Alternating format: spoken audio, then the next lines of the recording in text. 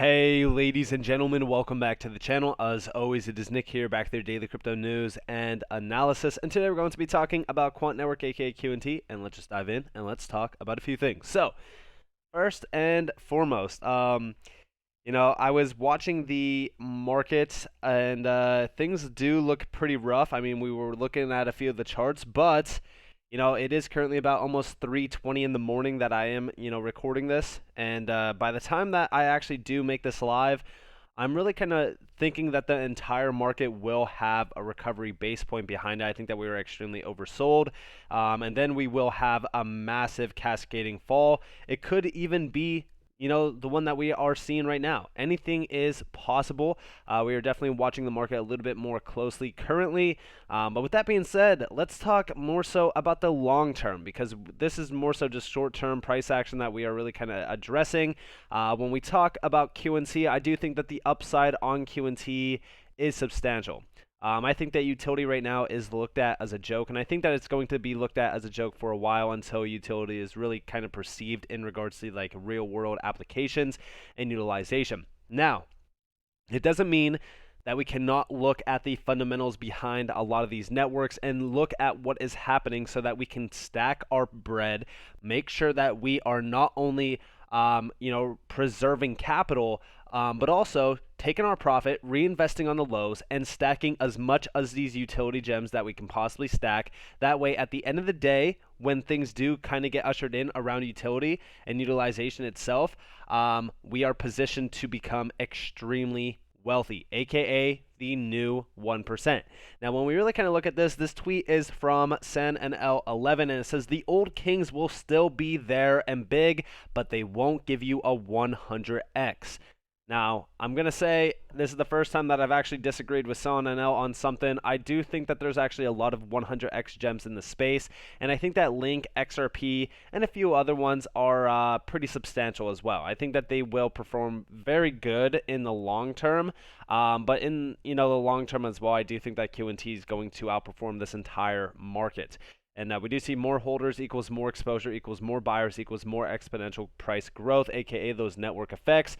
QNT has yet to go through these cycles. Link, XRP, Matic, Luna, BNB had 60,000 holders is nothing compared to the top 20 coins. And we actually do see down here, data doesn't lie. This is super impressive. Fun fact, QNT wallets are growing faster than any other ERC20 when adjusted for relative growth. QNT is growing 10 times faster than Link and 8 times faster than Matic. And that's actually substantial, right? Because we've actually, held Link, we've held Matic. In fact, I actually still hold Link because I think that its upside potential is going to be something monumental. But Matic, I was fully out of Matic once it really kind of popped back in 2021. I shared this info with you guys in the Discord as well. But Matic was a very good performer. It did great, and I do think that it is going to perform great going into the next cycle, but I don't think that it is going to be as big as everyone perceives it to be. In fact, I would argue that QNT is going to be the main player around a lot of things within this market, and it is one of the fastest growing tokens. In fact, I'm at a loss for words, to be completely honest with you guys. Like, this is from the 18th. This is from yesterday. We're keep on building, right?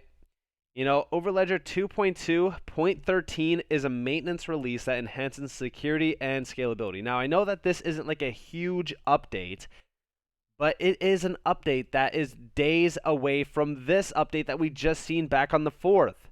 It's 2 weeks. In 2 weeks, we've seen yet again another major update to the Overledger network. And this is enhancing security and scalability. And over here, we do have the release notes. This release introduces technical changes to enhance security and scalability, which I honestly don't even know how Overledger even still needs enhancement of this. But hey, go ahead, keep enhancing it. I guess, the network that will connect all the networks in the entire world definitely has to be the most secure and scalable. This is an engineering release of Overledger that adds technical changes within the platform to enhance security and scalability that supports improvements planned for future releases. There are no new APIs, features, or modifications to the user experience in this version. The release includes improvements to configuration, structural enhancements to internal databases to better categorize resources, and updating and improving access controls to APIs. And I love to see this. Again, like I said, when we really kind of look at this, it's 2 weeks apart. I mean, 2 weeks apart from like major updates. So they are continuously building, and in fact, they are building at rapid speed. Also, I do have a few screenshots that I want to share with you guys real quick because I do want to talk more so about technicals behind interoperability because I think that a few people are kind of confused on the gist of how large Quant actually is. So, when we really kind of look at crypto, I do think that crypto is going to be a very monumental moment in time for anybody who is a part of it. I think that it is going to be a historical market that will ultimately lead to, a major asset class being derived from it, and that is going to be an asset class well worth over $100 trillion. And you might be thinking, Nick, are you crazy? $100 trillion plus for crypto? That is astronomical, and that is absurd. No, it is not. When we look at some of the markets that crypto is actually disrupting, real estate, a 320 plus $1 trillion market cap, massive for that market globally. We look at equities, right? Global equities, $100 trillion. We are still disrupting that market. And there's so many in between as well. Cross-border payments, $156 trillion. The ESG market. I mean, there's so much within this. I mean, it's a huge area that is fully ripe for disruption. And what is that area? It is the legacy systems that we are, utilizing on a day-to-day basis. This is why crypto will become a market, or I shouldn't say a market, but like a technology that will bleed into everyday life and fully revolutionize the systems that we utilize on a day-to-day basis. And we do see decentralized apps using, smart contracts. They would need to be interoperable with, of course, the legacy systems that you do see on the right, more so around like the banking, financial sector, I think that's real estate. I want to say this is just like real estate. That's what I would perceive this to be.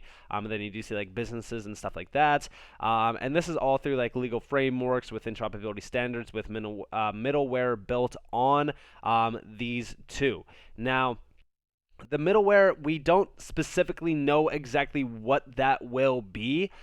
We could argue that, in regards to like interoperability standards and stuff like that, that would most likely be Quant or Overledger. Could Overledger be the middleware aspect around this? It's very possible. In fact, I would argue that, at the end of the day, I wouldn't consider Overledger middleware. I would consider Overledger the operating system in between these two industries or systems that will fully interoperate both of them in order to transact data on a day-to-day basis.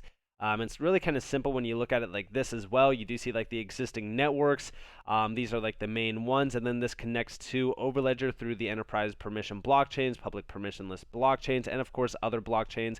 And this is like all of the major ones that are out there, or I should say like the most popular ones as well. Of course, a few of these are like Hyperledger, Corda, JPM Quorum, Ethereum, Ripple, etc. Of course, like Bitcoin will be up there as well. But these are like the main ones, and when you really kind of look at Overledger, it is the centerpiece. Again, kind of going over to Quantpedia over here. This is quantpedia.org. There's a lot behind this. A lot of this is from SEQ himself. Now, this is really kind of just talking about the potential of, Quant, and here's that graphic down here in regards to like the DLT layers. And then down here we do see like SIA being mentioned around like the 570 plus banks involved with it. And then we do see a few like, articles around like the previous post that he did make. But down here is where we do see the tokenization, of world assets. And yes, like the world's assets are well worth, we're talking trillions to quadrillions of dollars, more so like centered around real estate and even derivatives. Now, I don't know how old this article actually is. There's no real date on this. Maybe it is at the bottom. Let me see. So it was actually updated on June of 2021. So that's great to see. So when we really kind of look at this, the tokenization of assets refers to the process of issuing a blockchain token that digitally represents a real tradable asset, in many ways similar to traditional process of securitization with a modern twist. Again, like this is from Deloitte's, website, talking more so about like all of the money as well. And we do see like the benefits of such process, are broad and include immutability, divisibility, transparency, accessibility, cost reduction, as well as like, you do see like fractionalized ownership and stuff like that. Like there's a lot to this, which you love to see, which is divisibility, itself. But down here, this is all of the money. This is everything in the world. You do see like a few things. You also do see Quant being labeled here in regards to like the actual market cap of like Quant itself, it's like barely scratching the surface. And then we do see like the biggest companies, which is like 807 billion. Obviously, since this, it got updated a little bit more. Like there's well worth trillions of dollars within the biggest companies out there. But we do see even like the 50 richest people, California's GDP, Fed's balance sheet, currency, gold, stock markets. Stock markets, like I said, are around like $100 trillion now. I think gold is well worth over like 11 trillion, I believe, somewhere around there. Global money supply, 37 trillion. Broad money, 90.4 trillion. Global debt, $215 trillion. And then we do see down here as well, global real estate, 217 trillion. Like I said, now it's about like 320 trillion, which we've talked about on a day-to-day basis.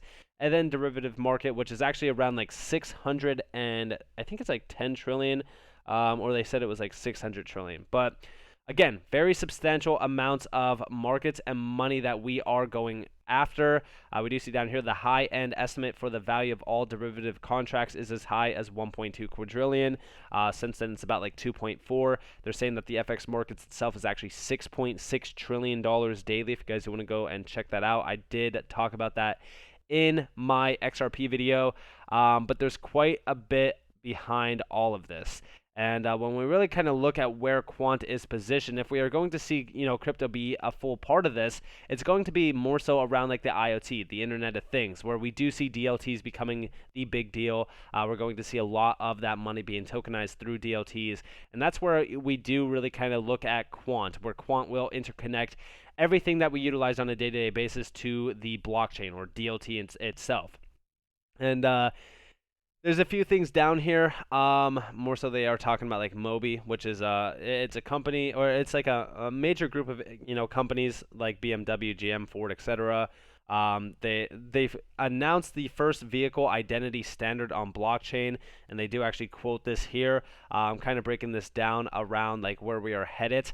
I just did a video on the World Economic Forum where they are talking more so about like implantable technology and things like that. It's getting pretty crazy, to be completely honest with you guys, but when we talk about like the Internet of Things market, this is forecasted to continue to grow rapidly. From 2017 to 2025 itself is a 39% increase. You also do see the IoT market in billions, 1,600 billion, so it's about like 1.6 trillion, I'm pretty sure.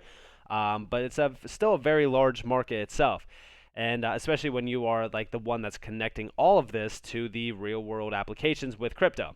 Then we do see down here the total number of active device connections worldwide. From 2018 to 2025, this is going to be a 10% increase. I know that doesn't seem like a lot, but it is actually quite a bit when you are seeing the number of global active connections installed base in billions. So it's going from around 17.8 billion to 34.2 billion total active device connections, which all of that connection needs to be connected through DLT bases, aka you're going to see that middleware, we'll say like the operating system of tomorrow, aka Overledger, being at the forefront of this, connecting all of these devices to crypto. Because again, when we talk about crypto and we talk about like the mass adoption of it, we need something to interconnect all of it to crypto for ease of adoption, ease of use through devices that everyone utilizes on a day-to-day basis. Your phone, your tablet, your TV, your computer, whatever it is, needs ease of access to this new financial economy, this new digital economy. Digitization is taking over rapidly. Tokenization, rapidly. So this is what we are discussing. We're talking about hundreds on top of hundreds on top of hundreds of trillions of dollars flooding through this market, and it is very substantial. So with that being said, I hope that you guys enjoyed this video. If you guys did, definitely leave a like, subscribe, to notifications on if you guys have more free content. You guys are more than welcome to follow me on Twitter and join the free Discord down in the description below. As always, up to you all, have a beautiful day, a beautiful night, wherever you guys are in this beautiful world. This has been Nick. Peace out, guys.